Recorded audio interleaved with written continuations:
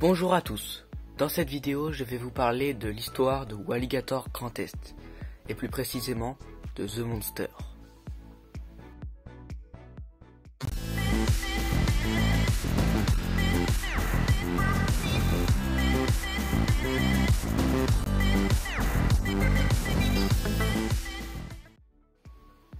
The Monster est un invertide de BM au parc Walligator Grand Est, à Mézières-les-Messes, donc dans le Grand Est, en France. C'est le premier coaster de B&M, Bolliger et Mabillard, français et le plus haut de France. Il a été inauguré le 9 juillet 2010 après de nombreux retards. Le layout est composé d'un lift à chaîne, d'une pré-drop, un vertical loop, un 0G roll, un cobra roll, 2 hélices et 2 corkscrews.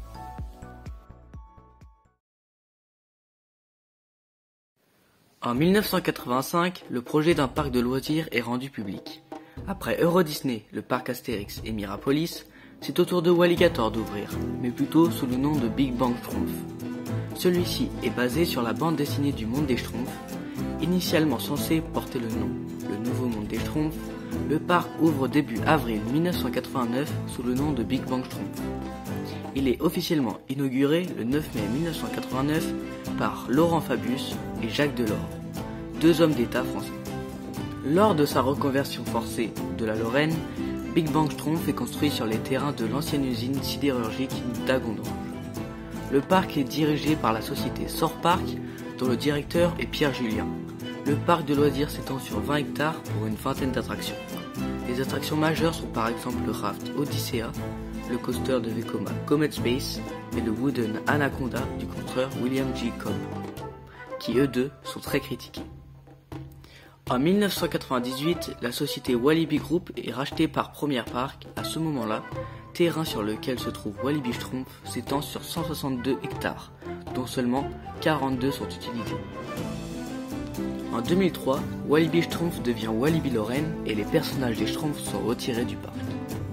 En 2004, Six Flags, successeur de Premier Parks, qui était propriétaire du parc depuis 1998, se sépare de ses activités européennes, à l'exception de Warner Bros. Movie World Madrid, qui a été revendu à Time Warner et rebaptisé Parque Warner Madrid en 2006. Le parc passe aux mains de Star Parks de Palamon Partners, basé à Londres. En 2006, Star Parks vend à son tour le parc aux frères Claude et Didier, le Douarin. À la même époque, la marque Walibi est vendue au géant français des loisirs, la Compagnie des Alpes. La nouvelle équipe de direction n'a d'autre choix que d'adopter un nouveau nom. En 2007, le parc ouvre ses portes sous un nouveau nom, Walligator Park. En 2010, le parc ouvre un nouveau coaster, The Monster, une montagne russe inversée du fabricant suisse Bolliger et Mabillard. L'attraction était précédemment située à Expoland au Japon et c'est un clone de Raptor à Cedar Point. Il a donc été relocalisé. En 2013, le parc a à nouveau bord de la faillite et vendu à un groupe d'investisseurs composé de Jacqueline Lejeune, Franck Desglin et François Jérôme Parent. En 2016, Jacqueline Lejeune et Franck Desglin vendent Walligator Park à Aspro Parks. En 2020, le parc est rebaptisé Walligator Grand Est suite au rachat de Walibi Sud-Ouest et à son renommage en Walligator Sud-Ouest. The Monster, ou plutôt Orochi, fonctionnait de 1996 à 2007 à Expoland, au Japon, dans la préfecture d'Osaka, mais le parc ferma en 2009 à cause du nombre peu élevé de visiteurs. Pas de chance pour ce coaster qui se voit relocalisé à Walligator, un parc qui voit son nombre de visiteurs baisser depuis plusieurs années. Si vous vous rendez dans ce parc, vous pourrez constater que la théma est laissée à l'abandon. Elle possède des attractions mal entretenues ou désagréables à faire. Des prix élevés et un rendement catastrophique même lorsqu'il n'y a pas grand monde. En fait, ils ne savent pas gérer les flux de visiteurs. Vous pouvez attendre au moins 2 bonnes heures pour chaque attraction. Sa construction débute en janvier-février 2010. Les travaux prennent du retard et l'inauguration initialement prévue pour le 10 avril est reportée.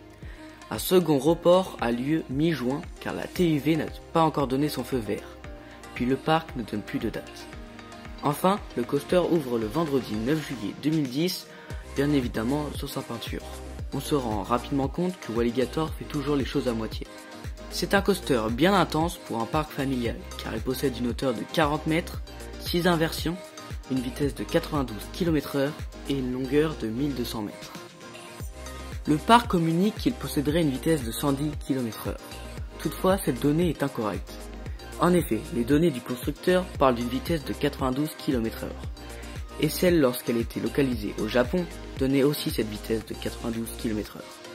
Cette différence entre la vitesse commerciale et la vitesse réelle est probablement due à la même exagération qu'il y ait déjà eu pour Conda. Car oui, en effet, le parc avait annoncé une vitesse de 110 km/h pour ce Wooden qui en fait possède une vitesse de 90 km/h. Eh bien bravo Alligator, hein. Selon Jocelyne D sur TripAdvisor, c'est un parc vieillissant et peu entretenu, tarif très élevé pour la restauration. Plusieurs points de restauration ou de café fermés de façon aléatoire car le personnel doit aller renforcer les équipes sur les attractions. Nous n'y retournerons pas. Ou même l'avis de Lilika, hyper déçu de voir un parc qu'on avait visité il y a 4 ans en très bon état et qui est maintenant en décomposition.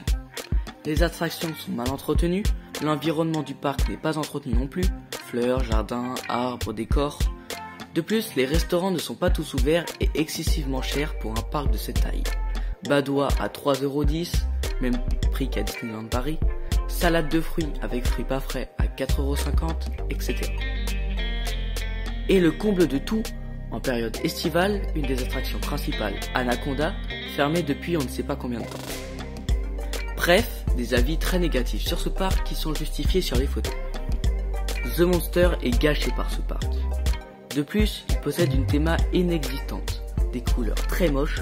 Non mais regardez, du blanc bien salissant avec des trains verts pétants, quel combo magnifique.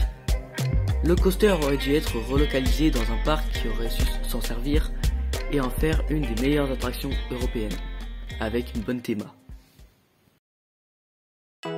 Voilà, je pense que j'ai à peu près tout dit sur The Monster et Alligator Grand Est. Donc c'est la fin de cette vidéo, j'espère qu'elle vous aura plu. Vous connaissez la chanson, le pouce bleu, l'abonnement et le commentaire. Donc moi je vous dis à la prochaine pour une toute nouvelle vidéo. A plus!